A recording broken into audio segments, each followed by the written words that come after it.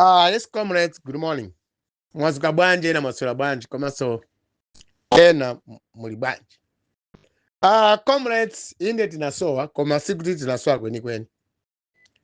Popanga zimene tikamayankhula suti amati mangozuka basi kungwamba kuyankhula ayi. Timaona kaye we plan. Ndimapanga plan. Kuti ndiyankhule bwanje. Komanso ndimaona so kaye program ya president amene ndikumpangira candidate amene ndikumpangira campaign. Ineyo ndimampangira campaign DK. Komanso ndinampangale endorse kuti pa 16 September pano I'll vote for Dasuka Bambi. Napangale chiganizo ndizavota Dasuka Bambi. Komanso campaign yanga ndikuzana Malawi kuti nawonso mukapeleke vote kwa Dasuka Bambi. Pa zifukwa zomwe ndakhala ndikukuzani. Komanso zifukwa zomwe Dasuka Bambi mwini wake yamakukuzana Malawi. Comrades Malawians, pena pake so ndimakhala okhumudwa kwambiri. Amalawi pena pake timalosa chibwana pomwe sipena kuti pakhale chibwana. Timalosa chibwana kwambiri. Some other people makamaka zathu omwe amene angatozindikira pamene kuzindikira kwawo kumakhala kokayikisanso. Ndi mmene yakuyankhula zinthu nthawi zina makamaka nthawi ya campaigns. Ndaziona kwambiri. I've experienced these things. Kuti munthu wabwinobwino, wamkulu, wophunzira bwino, wa banja lake, wokwatira ali ndi zidzukulu. He openly says or tells people, ine ndikusowa munthu ozamvotera pa 6 September. Munthu wamkulukulu wanzeru zachetu. Amayi achikulire, abamba achikulire, mnyamata ophunzira bwino. Basi, akubwera pa gulu amanena ine pa 6 September ndikusowa munthu ozamvotera. Malawians, that's a big joke. How can you say like that? Ndikumafusa anthu ena, akodi anzanga muzavotera ndani? We don't do like that. That's quite absurd. Zona panopa kumalawi mezili panopa meti kwenda zinthu nyengo zowawa zomwe tikuma nazo panopa pansi pa usogolo achakwera. Wina kumabwera poyera kumafunsa ine umpasa vote sini kumuona. Are you serious Malawians? Atisa kumuona munthu omvotera pa 6 September. And yet akuona paliponse people are campaigning. If nthawi zonse tikumayankhula ma radio station, ma social media, people are talking. Bas zonse zimene anthu akuyankhula tikumalaiko tikufuna munthu woziwa kayendesero kachuma. Iwe basi si ukumva yayi. Ndiye ufuna chani, ndiye uzamva chani, uzamva litiro. When are you going to hear or understand what people want or what this country want? Ziko lathu lilufuna munthu yemwe akuziwa kayendesero kachuma pa 6 September pano. Choma mavuto tinawo tinasankha sogoleri omwe pankhani ya kayendesero kachuma ndi mbuli sanalithandize. Komanso making good choices of people to work with the president. President wathuyo analephera kusankha anthu omwe angamthandize bwino kugwira ntchito ya dziko lino. Analephera kupanga ma choices abwino. Cabinet. For a good example, ndimene mwaona Achakwera, cabinet ya Achakwera. Achakwera cabinet yawo chilowereni boma. It has never impressed Malawians. It has never been a proactive type of cabinet. Inawuka cabinet ya anthu basoti nowhere people.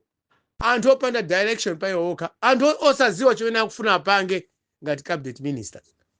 You remember my mistake takati panga kumbuyo kusema kuti boma limene lili.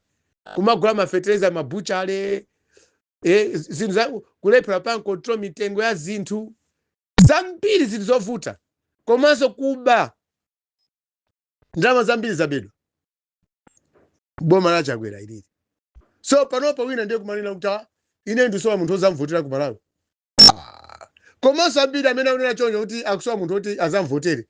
Ndi anthu ambiri amene sanalembese. Because amene alembesa kumalawi ku 7.2 million. So anthu amene sanalembese, please moyankhula muziganiza kawiri katatu. Ngati simunalembese kuti mukavote, you better keep quiet. Because munthu amene analembesa kuti azavote pa 6 September. Azavotere msogolo wabwino kuno ku Malawi pa 6 September. Sangamafunsa mafunso amene woti mpaka panopa yeyo sakuziwa munthu ozamvotera. That's a big joke and it's a blasphemy to our democracy. Sooner lembese, but you are misleading people. Kunena kuti sikuziwa munthu ozamvotera. Pamene ukuziwa iwe sooner lembese kuti ukavotesa. Kuti ukavota. So Malawi amene simunalembese tipaseni ulemu anthu amene tinalembesa. Musatipange spoil our minds. Focus yathu ife kuno ku Malawi. Cholinga chathu, our core objective is tufuna msogoleri yemwe akuziwa kayendeseri ka chuma pa dziko lapansi komanso ku Malawi kunoko. Komanso munthu yemwe ali ndi experience wagwira ntchito maofesi osiyanasiyana ku Malawi kunoko kukhuza nkhani ya kayendeseri ka chuma yabwino. So we have got a candidate, Daiso Kabambe. Daiso Kabambe has worked anayamba ntchito ka civil servant. Mukati muona akamayankhula yekha. He's so proud. Kuli konse mena magwira ntchito Kabambe, he was on the record kuti he was doing a good job. As a civil servant, mpaka kumpa secondment yopita ku Reserve Bank. Kukagwira ntchito ngati Reserve Bank governor. He has got a very good background. A well-furnished background. Sadu tanango yamba ndale from the bruise eye. He knows exactly where to touch. So mkapa compare adima candidate ina wawa as parties ina. For example, ametu kulimba nao kwa mbira wawa IMCP. Background ya Chakwera, he has never been a civil servant ku Malawi kunoko. Sambo grabo nchito mboma, ana ugura nchito uchipiku. Mkwamba za ubusa. Look, with his poor background, taona rimene ziko latu lilili. Lango sanduka ziko lo pempera, kumango pempa basi. Ziko latu, kusowa hivi kulepera panga migwirizano. Ndi anthu anzeru, olo maiko othandiza anzeru. IPM, apita Mutharika, professor of law. Anapuza ku America uko kaya, anapanga za uloya. Koma kusatira nkhani za uloya wawo, sunathandize ku Malawi kunoko. Kusinthako malamulo ena athu ofoka mu constitution yathu ya Malawi, sanalithandize. As a professor of law, Nayeso Bas is surrounded by people. He can't make his own self-judgment. Kuti anthu amene andizungulira akundire peresa ntchito yanga ya usogolo ziko. The time was the president Peter Mutharika. Zimbala ngondo zinalemera kwambiri zomwe zimawazungulira iwo. Mayor bodyguard kukhala billionaire. A professor of law osaziwa zimene zonso. So panopa tifuna munthu oti akakhala msogolo wa ziko achite organize a good team. A good team of professionals. Alowe mboma akagwire ntchito. Si nthawi yoti tisange munthu oti amangoziwa ndale basi. Kapena kungoziwa khala on top of things kuti aziba bwino ndalama na zinzache. Ayi. Tufuna munthu oti munthu akapita ku ntchito yothandiza Malawi azikhala mu office azikatuka thukuta ali pa desk thinking, what can I do for Malawians? What can I do for my country? What can I do for my people? Osati mtundu wanga. So comrades, it's painful when we see or we hear people kumana kuti neyo muvotera pa 6 September sindikuonapo candidate owina. Yeti kuimba kwanu ugona ndi njala. Yeti sunalembesa. What do you mean? Ali pambiri omwe sanalembese panopa they're regretting. Chwena nyanya ayi first likakalembese. Palibe chwe chingasintha. Si mene tukuvutika panopa. Ambiri Malawi mukakhala kuti mwalembesa. Bwezi nzina panopa mwina ziuphweka. Koma life is tough this time. Amene simunalembese, amene tinalembese atonse tikuvutika limodzi. Koma ziko lathu ndi labwino, Mulungu ndi wabwino. Watisegula kumaso a Malawi tapanga campaign. Nthawi yayitali kwambiri. Campaign ya chaka chinote inayamba kutali. Inde ya meki ya 60 days nimene ikuthamwina Sunday. Koma campaign yeni inayamba kalekale. So comrades Malawians, what I'm trying to say is kuno kumalawi panopa tufuna msogolero wabwino oziwa kayendeseri ka chuma. Pa makandidate osewa alipo ndi Daiso Kabambe. Basi. Ena osewa za chuma sakuziziwa. Olo mkati mwone ma debate amene amapangidwa kujako. Timaona debate ya Atupele Muluzi ndi Kabambe, Atupele Muluzi Kabambe Joyce Banda. You can see, could see kuti ena wasogoleri angofuna wasogoleri koma nzeru zeni mwina nzongokopera kwa anthu ena. Koma iwo pa iwo kanzeru zoyamba chinthu pawo khalibe. Asogolera mbiri kumalawi kuno koma candidate ambiri amene mukwaonawo akuthamanga. Nzeru zawo zeni zoti akawamboma akayambira apa. poyambira libe akalowa mboma ambiri awa makandidate alibe pamene Daso Kabambe poyambira inapo, and he's telling you openly, he's answering questions ngazopa times amayankha mafunso zero amene mafunso alinapo poyambira yeyo tikuonera pamene enawa poyambira akalowa boma we don't know kodi azayambira pati ndi mavuto amene tikuma nawo. So comrades, I still stand my position. Voti timpase Daso Kabambe basi palibeso wina amene angatipangire kaena mumuona akukuchepera ni maso kapena ena makunyasani kapena tenti amalayo kuti tipulumuke. Tenti vote Daso Kabambe. He's got a very good background as a Malawian. Wapuza konkuno ku Malawi, wagwira ntchito konkuno ku Malawi. Mapuzo ena ende anatenga kunja koma zambiri za ku Malawi kuna kuziziwa. Ndipo yambira amene iwe. Komanso mkati muone campaign team ya Daso Kabambe. Very good campaign team. Komanso mkati muone campaign imene wapanga Daso Kabambe as compared kuma candidate ena. Daso Kabambe has done a good campaign. Sinambe ndamva Daso Kabambe antayitema agenda muntu. Sinambe ndamva Daso Kabambe wagendedwa kumene akuyenda. Sinambe ndamva Daso Kabambe anthu amapita kulale yake achita ngozi amwalira. Sinambe ndamva a good campaign. Ozoyankhula zake. Sinambe ndamva Daso Kabambe wanyoza muntu kapena msogolo wina nthawi yayitali angokamba fundo zimene angapanga. So Malawi ena ngati simukuona zimene zizi iniyo ndi numbuli. You don't deserve to live in Malawi. You don't deserve to call this country, your home. Chikwa anthu akuwuzani zomwe tingapange. Komanso chambi cha mavuto athu mukuchidziwa kale. Pa 2020 tinasankha mtsogoleri Chakwera yemwe saziwa china chilichonse chokhuzana kayendetsedwe ka chuma chabwino cha dziko. Kwache kunankha kungoziwa za kumtundu kwawo basi. Kuchichewa.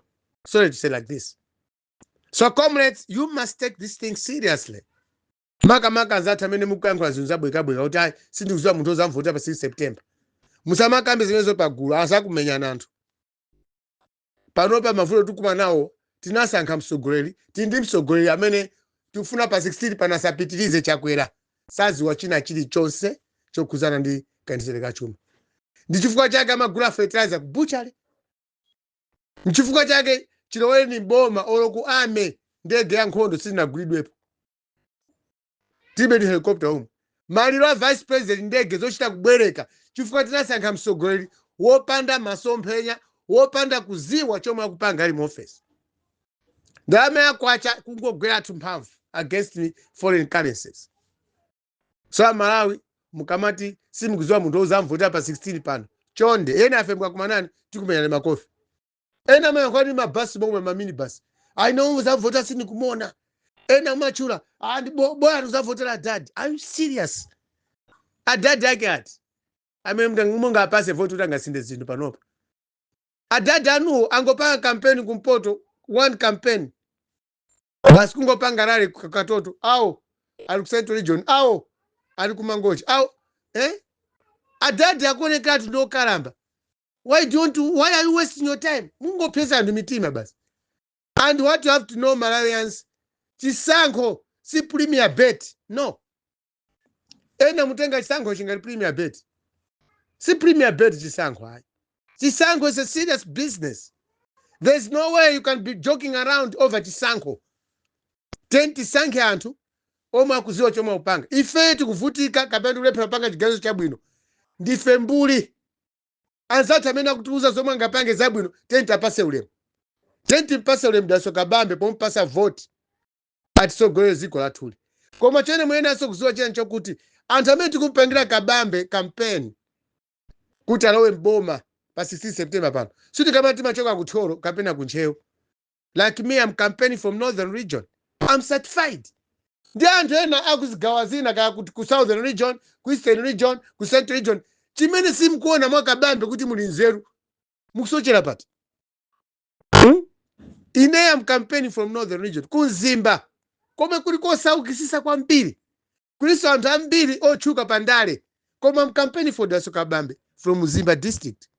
Then was gawazinas kuma amala wenano. Chimene mukona si mukona mwa kabambe chanzeru ndichiti. And why do you think like that? And how are you like that? Kuti mwakabambe si mukona mo china chake chanzeru. Are you serious? Munapita sikuru zake ziti. Munapuzira kuti. Mufuna chani. Mundi chani. A northerner from Zimba is campaigning for Deso Kabambe. It's just the same. So many people tinapanga campaign from different districts and regions. Koma tinapala. Kwa pano patika tuone silifuna so kupala hai. Chakwera taphunzirapo pa chakwera kuti ndale zongo mpasa vote muntu because of sympathy vote si ndale yabwino. Ndimene yapweteka yatipweteka kumala kuno.